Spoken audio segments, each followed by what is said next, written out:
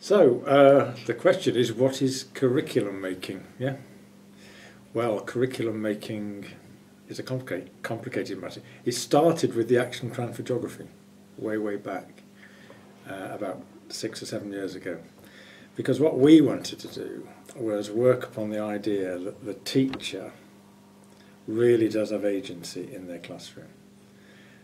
And when all the shouting's finished, that's what curriculum making is saying. It's saying it's your classroom. These are your kids.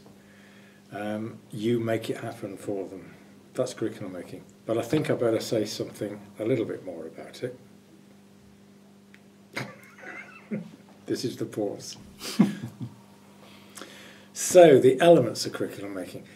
It's like imagining your classroom has got 3 major sources of energy. There's the children, and they bring experience, they bring prior knowledge, they bring all sorts of curiosity and what have you.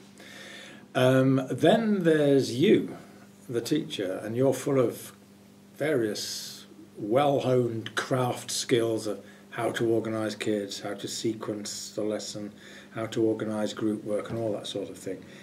So there's the kids, there's the teacher. But the third element, and I think the most important element, is the subject.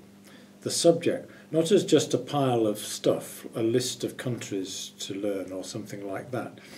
It's the subject as a resource. The teacher's job is to really use that resource in order to make something special happen in that geography lesson. So you've got the kids, you've got your teaching skill, and you've got the subject. And each of those 3 sources of energy is probably of equal worth. But the most difficult to use, I think, is the subject. And the reason I say that is because I think that's the bit that's been ignored for a long time. Probably, ironically, ever since there was a national curriculum announced in 1991. That's another pause.